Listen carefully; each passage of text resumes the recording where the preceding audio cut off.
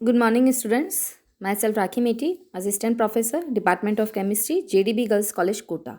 हमारा टॉपिक चल रहा है molecular structure and physical properties. BSc part third में है, आपके पेपर थर्ड में।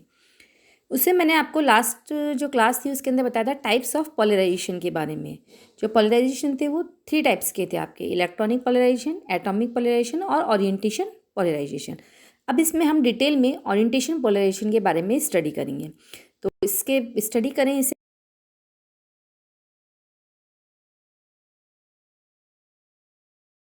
में ही अणु क्षेत्र की दिशा में अभिविन्यासित हो जाते हैं। इस प्रकार उत्पन्न ध्रुवणता अभिविन्यास ध्रुवणता कहलाती है। तो ओरिएंटेशन पोलराइजेशंस, जैसा कि हमने बताया था कि अभिविन्यास ध्रुवण स्थायी ध्रुवीय अणुओं में संभव होता है। वैद्युत क्षेत्र की अनुपस्थिति में ये अणु सभी संभावित दिशाओं में अभिविन्यासित रहते हैं। यदि इन अणुओं को किसी संधारित्र यानी कंडेंसर की 2 आवेशित प्लेटों के मध्य रखें तो अणुओं पर 2 प्रकार से प्रभाव पड़ता है। एक तो अणुओं में ध्रुवण प्रेरित होता है और दूसरे अणु लगाए गए विद्युत क्षेत्र की दिशा में व्यवस्थित होने का प्रयास करते हैं। यदि अणु स्थिर है तो वे अपने आप को क्षेत्र की दिशा में अथवा कंडेंसर की प्लेटों के लंबवत अरेंज हो जाते हैं। यदि अणुओं में तापीय गति को विद्युत क्षेत्र और तापीय गति दोनों प्रभावों से अनुसार व्यवस्थित हो जाते हैं। ये वैद्युत क्षेत्र की अनुपस्थिति है, ये वैद्युत क्षेत्र की उपस्थिति है, उसमें ओरिएंटेशन पोलराइजेशन आपका चल रहा है। इसके बाद हम पढ़ते हैं क्लासियस-मोसेट्टी इक्वेशंस। क्लासियस-मोसेट्टी इक्वेशन जो है वो आपकी तो बहुत इंपॉर्टेंट इक्वेशंस है और इक्वेशन जनरली पूछा भी जाता है। एक कंडेंसर की 2 प्लेटों के मध्य किसी पदार्थ के अणु गैसीय अथवा द्रव अवस्था में भरे हुए हैं तो ये पदार्थ डाइइलेक्ट्रिक कहलाता है, जो कि एक अचालक है। कंडेंसर की दोनों प्लेटों के मध्य एक विद्युत क्षेत्र E0 लगा हुआ है। कंडेंसर की प्लेटों पर उपस्थित आवेश में से कुछ आवेश डाइइलेक्ट्रिक की सीमा पर प्रेरित आवेश द्वारा उदासीन कर दिया जाता है। परिणाम स्वरूप इससे विद्युत क्षेत्र विद्युत रसायन के अनुसार E0 से घटकर E हो जाएगा। तो E0 तथा E जो होते हैं वो आपस में जिस व्यंजक से रिलेटेड होते हैं वो होता है आपका E0 is equal to E plus 4πI या E0 upon E is equal to 1 plus 4π 1 upon E या epsilon is equal to 1 plus 4πI upon E या E epsilon minus 1 is equal to 4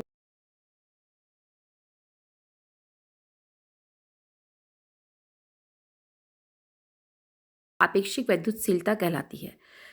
आई को डाइइलेक्ट्रिक पोलराइजेशन कहते हैं, जो कि dielectric पदार्थ का प्रति इकाई आयतन प्रेरित द्विध्रुव आघूर्ण मोमेंट है, इंड्यूस्ड डाइपोल मोमेंट कहलाता है। तो I is equal to mu I N D dot N, जहाँ पर mu I N D is equal to प्रेरित द्विध्रुव आघूर्ण तथा एन इज इक्वल टू पदार्थ के अणुओं की संख्या पर एम एल। वैद्युत क्षेत्र की तीव्रता में निम्नलिखित भागों का योगदान है। कंडेंसर की प्लेटों के मध्य इससे विद्युत क्षेत्र E0, डाइइलेक्ट्रिक माध्यम प्रेरित द्विध्रुव के कारण उत्पन्न बल -4πI, गोलाकार गर्त के तल पर प्रेरित आवेश 4/3πI, गोलाकार गर्त में अणुओं द्वारा उत्पन्न क्षेत्र। यदि पदार्थ गैसीय अथवा द्रवीय अवस्था में होता है तो अणुओं द्वारा उत्पन्न क्षेत्र को नगण्य माना जा सकता है। अतः विद्युत क्षेत्र की तीव्रता को निम्न समीकरण द्वारा व्यक्त किया जा सकता है। F is equal to E0 plus 4/3πI minus 4πI। अब इससे हम E0 का मान समीकरण में रखते हैं तो F इज इक्वल टू हो गया E plus 4πI plus 4/3πI minus 4πI या F is equal to E plus 4/3πI। अब इस समीकरण से हमने 4πI का मान रखते हैं तो F इज इक्वल टू हो गया E plus 1/3 epsilon minus 1E या F is equal to 2E/3 plus epsilon E/3 या F इज इक्वल टू हो गया आपका E/3 2 प्लस एप्सिलॉन। तो mu induce is equal to हो गया alpha D dot F. F का मान आपने 19 इक्वेशन में ये वैल्यूज रख दी, तो एफ की वैल्यू जब आप रखेंगे तो mu induce is equal to alpha D E/3 2 plus epsilon या I is equal to N alpha D E/3 2 plus epsilon. Values put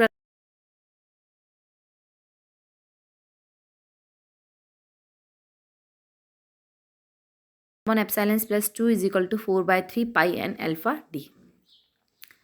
यदि पदार्थ के माध्यम का अणुभार m है तथा घनत्व रो हो तो इकाई आयतन में अणुओं की संख्या n रो अपॉन m, जहाँ n अवोगाड्रो नंबर है।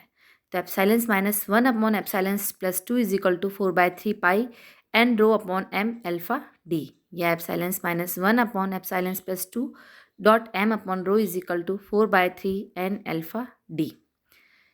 ये जो इक्वेशन है इसको मोलर ध्रुवण या आणविक ध्रुवण कहा जाता है। तो P M is equal to हो गया आपका 4/3 πn अल्फा डी। ये इक्वेशन कहलाती है आपकी क्लासियस मोसोटी इक्वेशन। आपसे 1 नंबर में भी क्वेश्चन पूछा जाता है कि क्लासियस मोसोटी इक्वेशन लिखिए, तो आपको लिखना है P M is equal to 4/3 πn alpha D. यहाँ पी एम 1 मोल अणु में विद्यमान ध्रुवण को प्रदर्शित करता है।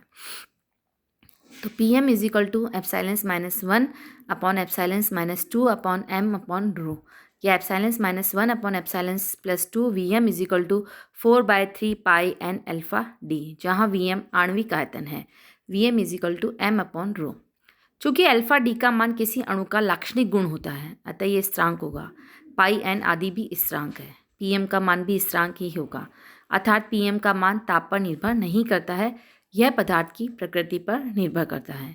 अर्थात परावैद्युत स्थिरांक, मोलर घनत्व आदि पर इकाई हो जाएगी आपकी epsilon -1 upon epsilon -2 V M is equal to स्थिरांक आयतन। अतः मोलर ध्रुवण की इकाई आयतन की इकाई होगी। विद्युत क्षेत्र में ध्रुवीय अणुओं का अभिविन्यास डिबाई समीकरण। डिबाई ने ध्रुवीय अणुओं के विद्युत क्षेत्र के अभिविन्यास का अध्ययन किया और कुछ महत्वपूर्ण प्रेक्षण किए, विशेष रूप से ध्रुवणता पर ताप परिवर्तन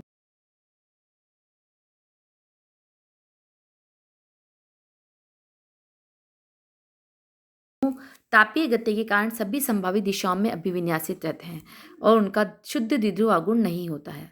जब कंडेंसर की प्लेटों के मध्य विद्युत क्षेत्र लगाया जाता है तो अणु तापीय गति और विद्युत क्षेत्र दोनों के प्रभाव से अभिविन्यासित हो जाते हैं। विद्युत क्षेत्र की अनुपस्थिति में ये ऐसे होंगे, विद्युत क्षेत्र की उपस्थिति में ये इस टाइप से आपका अणुओं का अभिविन्यास चेंज हो जाएगा। माना कि अणुओं का द्विध्रुव आघूर्ण म्यू है।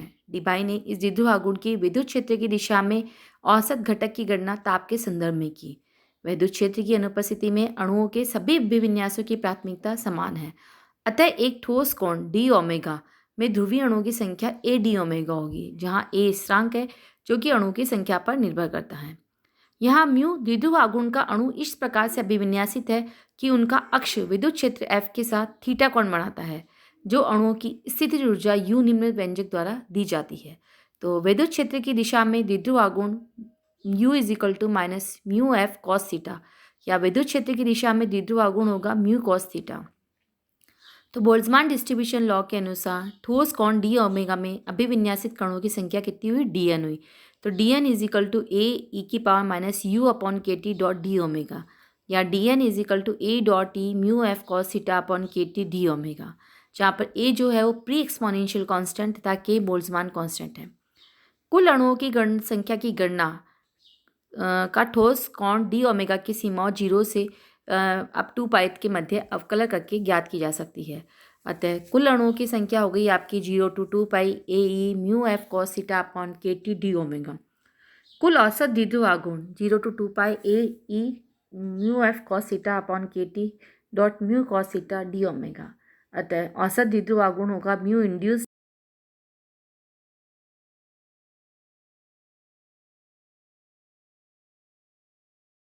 Upon 0 to 2 pi A dot E mu F cos theta K T dot D omega.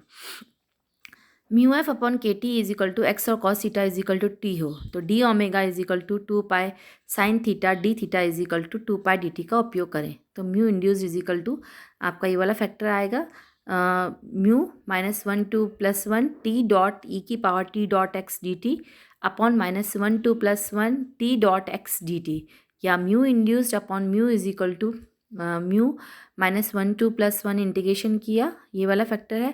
मानक अवकलक के आधार पर जब हम इसे सॉल्व करेंगे तो कुल मिला के हमारे पास जो इक्वेशन आएगी वो आएगी mu induced upon mu is equal to E की पावर एक्स प्लस ई की power minus X upon E की पावर एक्स माइनस ई की power minus X minus 1 upon x.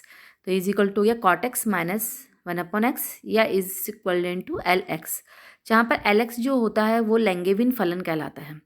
यदि एक्स इज लेस देन विशेष रूप से कम विद्युत क्षेत्र में हो तो L X is equal to 1/3 X. तो mu induce is equal to 1/3 mu dot X, या mu induce is equal to 1/3 dot mu F upon K T, या mu induce is equal to mu square upon 3 K T F.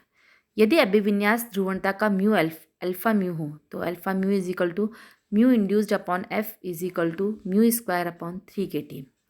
Debye ने प्रायोगिक परिणामों के आधार पर बताया कि molar ध्रुवण केवल प्रेरित ध्रुवण पर ही निर्भर नहीं रहता है, वरन ताप पर भी निर्भर रहता है। तो संपूर्ण ध्रुवणता यदि अल्फा हो तो अल्फा इज इक्वल टू जाएगा alpha D plus alpha mu, या alpha is equal to alpha D plus mu square upon 3kT।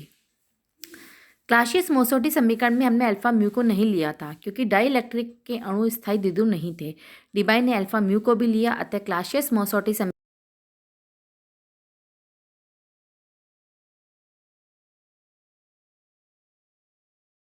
m upon rho is equal to 4/3 pi N alpha.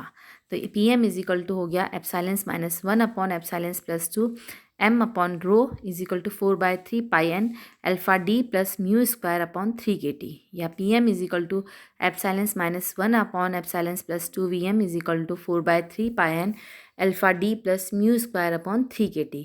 तो ये जो दोनों समीकरण हैं ये कहलाती हैं आपकी डिबाई इक्वेशंस। तो P M is equal to 4/3 pi N alpha D plus 4/3 pi N mu square upon 3kT। तो इससे स्पष्ट है कि आणविक मोलर ध्रुवण दो प्रकार के ध्रुवण का योगदान होता है। पहला होता है आपका इंड्यूस्ड पोलराइजेशन पीआई, जिसका मान है 4/3 एन अल्फा डी, और दूसरा है ओरिएंटेशन पोलराइजेशन जिसका मान है 4/3 pi N mu square upon 3kT। तो P M is equal to P I plus P O. Molar polarization and temperature P M is equal to A plus B upon T, जहाँ पर A is equal to है 4/3 pi N alpha D तथा B is equal to 4/3 pi N mu square upon 3k, जो कि एक स्थिरांक है। तो जो समीकरण 42 है वो एक सरल रेखा की समीकरण है। अतः पी एम को टी के विरुद्ध आलेखित किया जाए तो एक सरल रेखा प्राप्त होती है जिसका ढाल 4/3 pi N mu square upon 3k तथा वाई अक्ष पर काटा गया अंतःखंड A is equal to 4/3 pi N alpha D है। अतः टेम्परेचर बढ़ाने पर पीएम का मान घटता है। पीएम के मान में कमी P0 के मान में कमी के कारण होती है। ताप बढ़ाने से अणुओं की तापीय गति तो बढ़ती है, जो कि विद्युत क्षेत्र में अणुओं के अभिविन्यास प्रभाव का प्रतिरोध करती है, जिससे अभिविन्यास ध्रुवण में कमी हो जाती है। ध्रुवणता की इकाई, ध्रुवणता की जो इकाई है वो है आपकी alpha is equal to mu induced upon F. तो एफ को वोल्ट पर मीटर में और म्यू इंड्यूस्ड को कूलाम पर मीटर में यदि हम व्यक्त करते हैं तो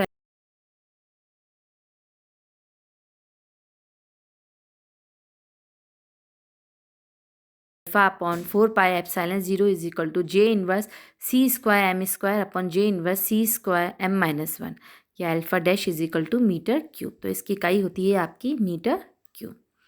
ध्रुवणता की आवृत्ति पर निर्भरता, dependence of polarizability on the frequency. Debye समीकरण को व्युत्पन्न करने में डाइइलेक्ट्रिक पर एक स्थिर विद्युत क्षेत्र लगाते हैं। यदि लगाया गया विद्युत क्षेत्र दोलन करता है तो विशेष रूप से जब दोलन की आवृत्ति अधिक हो तो अधिक आवृत्ति के कारण विद्युत क्षेत्र की दिशा बदल जाती है। परिणाम स्वरूप डाइइलेक्ट्रिक के ध्रुवीय अणु अपने आप को विद्युत क्षेत्र की दिशा में अभिविन्यासित नहीं कर पाते हैं, जिससे अणुओं की ध्रुवणता में द्विध्रुव का कोई योगदान नहीं होता है। द्रव में एक ध्रुवीय अणु को घूर्णन के लिए लगभग 1 पिको सेकेंड लगता है, परंतु जब डाइइलेक्ट्रिक स्थानांक का मापन उच्च आवृत्ति अर्थात माइक्रोवेव क्षेत्र में होता है तो द्विध्रुव का ध्रुवणता पर कोई प्रभाव नहीं रह जाता है। इसका परिणाम ये होता है कि आवृत्ति परिवर्तित करके ध्रुवीय अणुओं के अभिविन्यासित होने के वेग को मापा जा सकता है, अर्थात अणुओं के अभिविन्यास ध्रुवण को मापा जा सकता है। माइक्रोवेव क्षेत्र में आवृत्ति बढ़ाने से अभिविन्यास ध्रुवण घटता है, परंतु इसके पश्चात अवरक्त क्षेत्र में अणु के तनन और बंकन कंपन के कारण विकृति आ जाती है। यदि आवृत्ति और भी अधिक हो तो विद्युत क्षेत्र में परिवर्तन का समय अणु के ध्रुवण में लगने वाले समय से कम हो जाता है, अर्थात विद्युत क्षेत्र में परिवर्तन का वेग अणु के ध्रुवित होने में लगे समय की अपेक्षा अधिक होता है। परिणाम स्वरूप आणविक ध्रुवण में विकृत ध्रुवणता का योगदान नहीं रहता है। उच्च आवृत्ति पर केवल इलेक्ट्रॉनिक ध्रुवणता का ही योगदान रहता है, क्योंकि इलेक्ट्रॉन बहुत ही हल्के कण होते हैं और तेजी से परिवर्तित हो रहे विद्युत क्षेत्र का इन पर प्रभाव पड़ता है। प्रकाश की विद्युत चुम्बकीय प्रकृति होती है, अतः प्रकाश में विद्युत क्षेत्र और चुम्बकीय क्षेत्र में तेजी से परिवर्तन होता है। इसलिए प्रकाश के विद्युत क्षेत्र द्वारा माध्यम के अणुओं में ध्रुवणता उत्पन्न होती है, जो कि इलेक्ट्रॉनों के